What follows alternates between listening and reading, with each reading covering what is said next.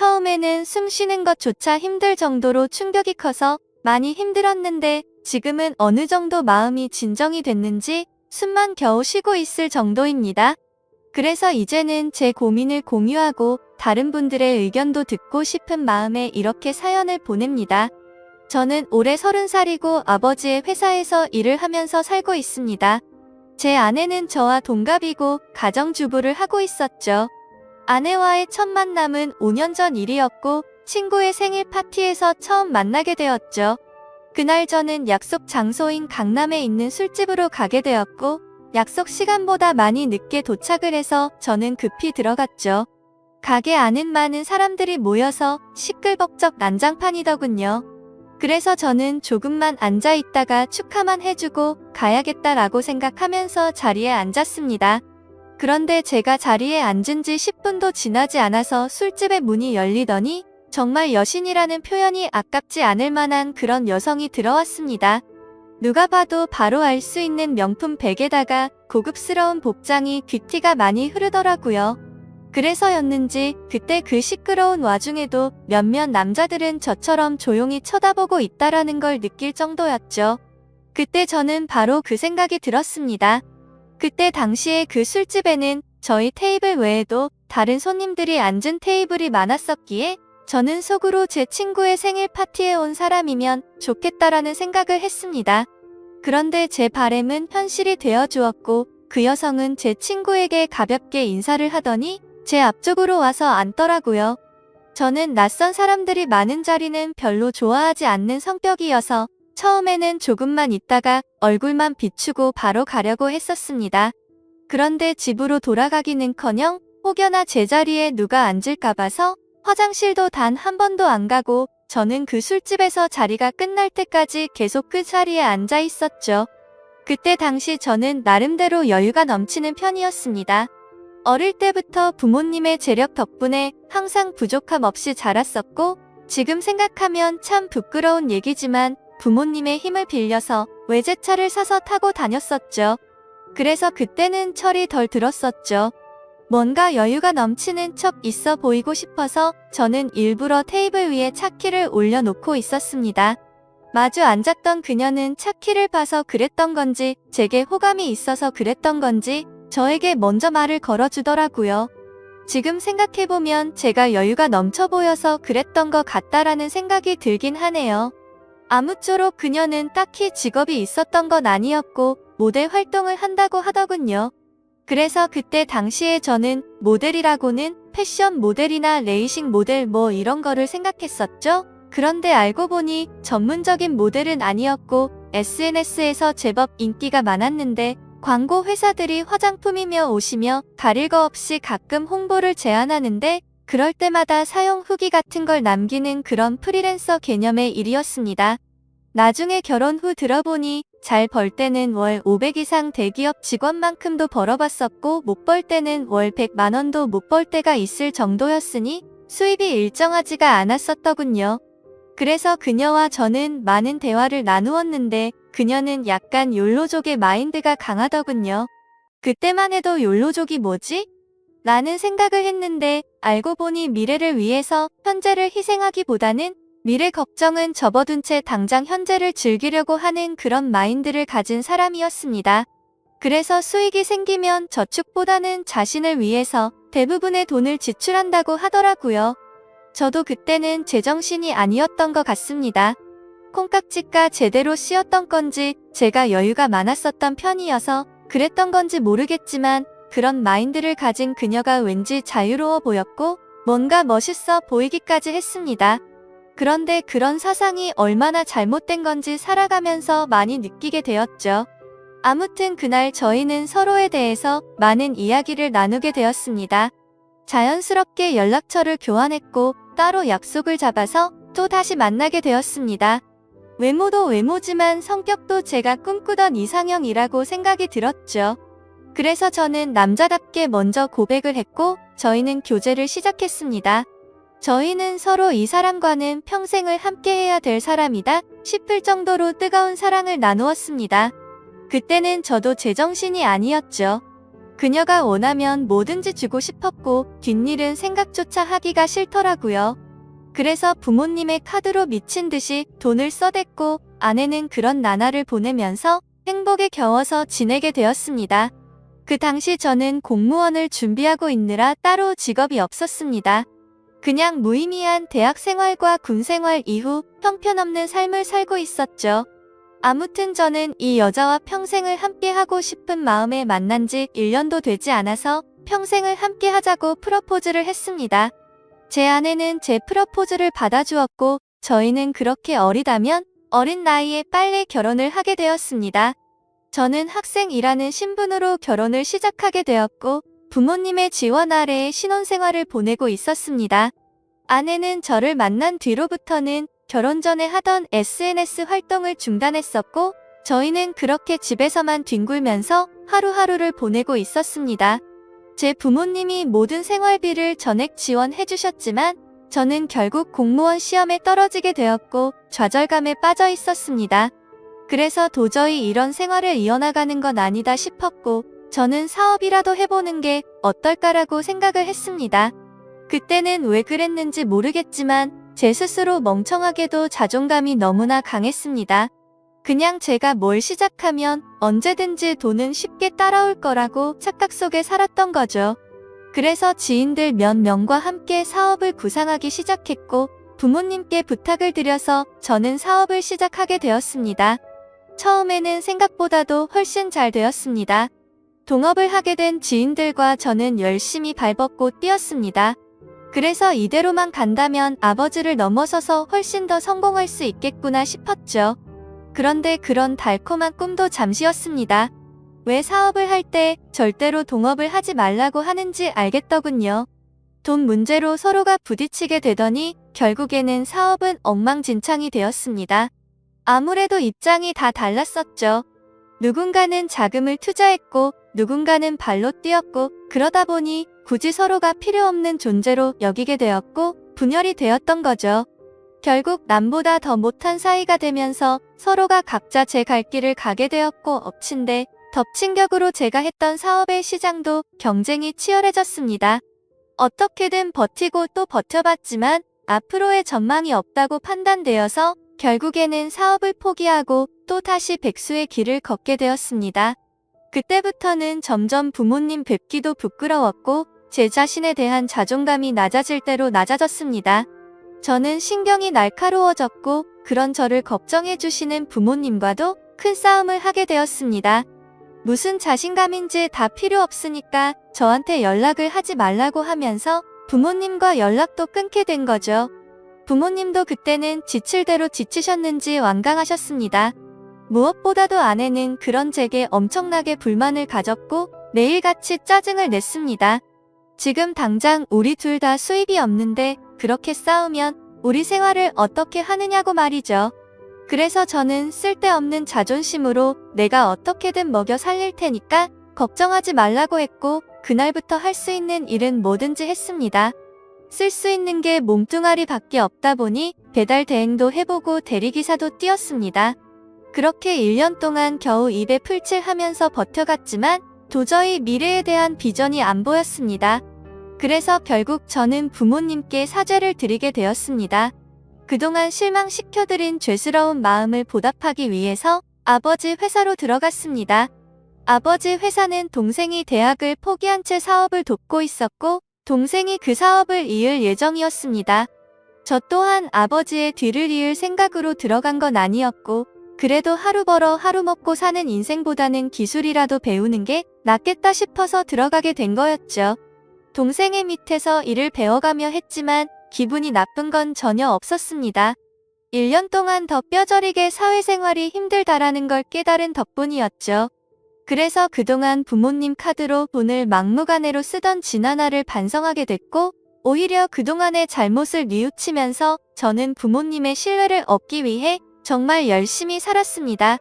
그렇게 하다 보니 좋은 결과들이 점차 뒤따라오기 시작하더라고요. 기존의 업체들보다 제법 규모가 큰 업체들이 운 좋게 거래처로 들어오게 되었습니다. 그 후 저의 출근 시간은 매일 새벽 6시가 되었고 퇴근은 저녁 10시 이후에 하는 생활이 이어졌습니다. 그런 생활이 이어지다 보니 자연스럽게 몸과 마음은 점점 힘이 들었죠. 하지만 과거 부모님 등쳐먹으면서 백수로 지낼 때보다는 훨씬 나았습니다. 항상 떳떳하지 못했던 제 자신이 이제서야 사람 취급받을 수 있겠구나 싶었고 제 스스로를 안도하면서 힘을 내고 있었죠. 이렇게 열심히 땀 흘려가면서 사는 게 맞구나 싶으면서 말이죠. 그때쯤에 아내는 휴대폰을 바꿔달라고 하더라고요. 그래서 저는 신규로 가입하는 게 저렴하길래 신규로 하나 사주었습니다. 제 아내는 연애 시절부터 그랬지만 항상 휴대폰을 손에서 놓지 않고 살았습니다. 여자들이 원래 핸드폰으로 이것저것 많이들 하니까 뭐 그러려니 했었죠. 그런데 힘들게 일하고 들어왔는데도 얼굴은 마주치지도 않고 대화할 틈 없이 매일같이 휴대폰만 보고 있는 게 못마땅하긴 했습니다. 그래도 예전처럼 돈도 펑펑 쓰게 못해주는데 그런 사소한 것까지 건들고 싶지는 않았습니다. 그렇게 힘든 하루하루를 보내고 있었는데 저는 최근에 업무가 과했던 건지 약간 몸에 무리가 오더라고요. 그래서 그날은 병원에 가서 검사를 받았고 영양제 주사를 맞고는 일찍 집으로 들어갔습니다. 그런데 집에 있어야 할 아내가 집에 없더라고요. 저는 아내에게 어디 갔냐고 연락을 했고 한참 동안 연락이 없었습니다. 평소에 항상 휴대폰을 분신처럼 끼고 사는 사람이 연락이 없으니까 뭐지 싶었죠. 그러다 저는 몸이 너무 좋지 않아서 저도 모르게 잠이 들었고 제가 연락을 한 지 거의 2시간이 지나서 아내에게서 답장이 와 있더라고요. 친정에 왔는데 잠깐 잠들었었다며 지금 집에 들어온다고 하더군요. 그래서 그때는 큰 의심 없이 그냥 그런가 보다 했습니다. 그러다 결국 사건이 터지고 말았습니다. 저는 병원을 다녀온 뒤로 무리하다가는 큰 일 생길 수도 있으니 주말에는 좀 쉬라고 하더군요. 그래서 모처럼 주말에 아내와 초저녁부터 외식을 하면서 술을 한잔하고 있었죠. 그렇게 한창 술을 마시다 아내는 화장실에 갔고 아내 가방에서 카톡 소리가 나더라고요. 저희는 연애할 때부터 서로의 휴대폰을 보지 않기로 약속했었는데 갑자기 무슨 생각인지 저도 모르게 아내 휴대폰을 집어들어서 보게 됐습니다. 휴대폰은 잠금 상태가 되어 있었고 얼마 전에 아내 휴대폰을 사주면서 제가 등록해두었던 패턴으로 풀어봤습니다. 아직 패턴을 바꾸지 않았는지 바로 풀리더라고요. 근데 카톡 내용을 보니 나와라고 와 있었습니다. 저는 그 메시지를 보는 순간 이건 뭐지 싶었죠. 누가 유부녀인 아내에게 이따위로 말을 하나 싶었고 기분이 더러웠습니다. 그래서 상대방의 카톡 프로필을 보니 50대 정도 되어 보이는 남자의 사진이더군요. 그때부터 뭔가 의심이 됐고 급속도로 분노가 치밀어 오르더라고요. 그래서 그 남자에게 곧장 전화를 했습니다. 그 많은 사람이 있는 곳에서 소리를 질렀습니다. 나 예지 남편인데 네가 뭔데 나오라 말하고 이따위 카톡을 보내냐며 욕을 했습니다. 그러자 상대방은 말을 더듬더라고요. 죄송합니다. 앞으로 다시는 연락 안 할게요. 정말 죄송합니다 이러더군요. 그래서 저는 뭐가 죄송하냐고 계속해서 추궁을 했죠. 근데 몇 분 동안이나 그 정신 나간 놈은 죄송합니다 라고만 할 뿐 제가 묻는 말에는 하나도 대답을 안 하더라고요. 그때부터는 더 이상 의심이 아니라 확신이 되었습니다. 아내는 잠시 후에 자리로 돌아왔고 저는 아내 휴대폰을 들고 있었습니다. 그 모습을 보고 아내는 곧바로 왜 남의 휴대폰 함부로 들고 있냐면서 짜증부터 내더라고요. 저는 헛웃음이 났고 아내에게 물었습니다. 뭐 숨기는 거 있냐고. 도대체 왜 그렇게 화들짝 놀라면서 화내냐고 물었죠. 아내는 휴대폰을 가져가서 자신에게 온 카톡 내용을 봤는지 잠시 생각하더니 말하더군요. 설마 오해하는 건 아니지? 라며 예전에 광고 의뢰하셨었던 사장님인데 연락이 온 거라고 하더라고요. 그래서 저는 너는 아는 사람한테 문자를 그따위로 보내는 사람 봤냐고 물었습니다. 그러자 아내는 그러게 이 사람 제정신이 아닌가 본데? 라며 시치미를 떼더군요. 저는 말했습니다. 내가 이미 그 사람한테 전화했고 그 사람이 다 인정하고 사과까지 했는데 끝까지 거짓말하려고 하냐고 말했습니다. 외도를 했다고 듣지는 않았지만 일부러 아내를 떠보려고 그렇게 말해봤습니다. 그러자 아내는 통화 내역을 확인하더니 조용히 있다가 미안하다고 하더라고요. 제발 그 말이 나오지 않기를 바랬습니다. 그냥 단순한 착각이길 바랬고 그 대답을 듣는 순간 피가 거꾸로 솟더라고요. 이게 미안하다고 될 일이냐고 말했고 그동안 있었던 일에 대해서 솔직하게 말하라고 했습니다. 지금부터 거짓말 하나라도 하면 연락 온 그놈 당장 찾아가서 다 엎어버리고 네가 한 짓도 너희 친정에 가서 다 말한다고 했죠. 그러자 아내는 그동안 있었던 사실을 말했습니다. 아내도 처음부터 이러고 싶지 않았답니다. 제가 배달 대행에 대리기사까지 하면서 한창 힘들게 지내던 때 자신도 도움이 되고 싶은 마음에 다시 SNS를 시작하게 되었다고 하더군요. 그런데 한참을 쉬어서 그런지 예전처럼 광고가 들어오지 않았고 이 남자에게서 메시지가 왔다고 하더라고요. 그냥 딸을 잃어서 너무 그리워서 그런데 만나서 밥만 먹어줄 수 없겠냐며 부탁을 들어주면 30만 원을 준다고 했다더군요. 그래서 혹시라도 이 남자가 헛짓거리하면 바로 경찰에 신고를 할 생각을 가졌고 밥만 먹고 30만 원이나 챙기자 싶어서 나갔답니다. 그런데 그 사람은 아주 젠틀했고 약속대로 밥만 먹었는데도 30만 원을 줬답니다. 그렇게 만남을 몇 번 더 이어가다 보니 지금까지 연락을 주고 받았다고 말하더군요. 저는 단도직입적으로 물었습니다. 그래서 어디까지 간 거냐고 물었죠. 아내는 엄청 놀라면서 절대로 그러지 않았다고 하더라고요. 저는 또 아내를 떠봤습니다. 제발 아니길 바라는 마음으로요. 너 지금 또 거짓말 하냐고 그 남자한테 이미 다 들었다고 하니까 아내는 갑자기 눈물을 흘리면서 진짜 미안하다면서 당신이 너무 힘들어 보여서 그랬다네요. 그런 모습을 보니 숨이 막혔고 어디서부터 어떻게 잘못된 건지 머리가 띵하더라고요. 그때부터는 저도 미친 듯이 말을 내뱉었습니다. 네가 이따위로 내 뒤통수를 치냐며 내가 힘들어서 그랬던 거면 여지껏 그 더러운 돈 받은 거 어디 갔냐고 했습니다. 아무 대답도 없더라고요. 도저히 이해가 되지 않았습니다. 제가 힘들어 보여서 그랬다더니 그 더러운 돈으로 뭘 했을지 뻔히 보였죠. 저는 도저히 그 자리에서 같이 얼굴을 마주할 자신이 없어서 일단 집으로 꺼지라고 하고는 저는 그 자리를 떴습니다. 그날 이후로 저는 밥은 하루에 한 끼도 제대로 먹지도 못하고 억지로 먹어도 심각한 스트레스 때문인지 전부 토하게 되었습니다. 며칠이 지나서 아내를 불렀습니다. 아내는 별로 힘든 것도 없었는지 별로 달라진 모습이 없더군요. 제 모습을 보자마자 왜 이렇게 말랐냐면서 자신이 정말 미안하다고 하더라고요. 저는 아내에게 말했습니다. 너는 돈이 그렇게 좋냐고 내가 잠깐 힘들게 하니까 그새를 못 참고 그렇게 곧바로 다른 남자한테부터 먹으면서 그 더러운 돈으로 네가 사고 싶은 거 사면서 좋았냐고 했습니다. 그러자 마음이 너무 많이 불편했답니다. 근데 여자한테 필수적으로 필요한 화장품이며 여성용품을 샀고 사치를 부리지 않았다면서 핑계를 대더라고요. 제가 나름대로 1년 동안 열심히 일해가면서 벌어다 준 돈은 돈이 아닌가요? 저는 그동안 내가 집에 넣어준 생활비는 어디다 썼냐고 거짓말 하지 말라고 했습니다. 아내는 사실 친정에서 돈이 필요하다고 해서 거기다가 생활비를 보내줬다고 하더군요. 진짜 너무 어이가 없고 기가 막혔습니다.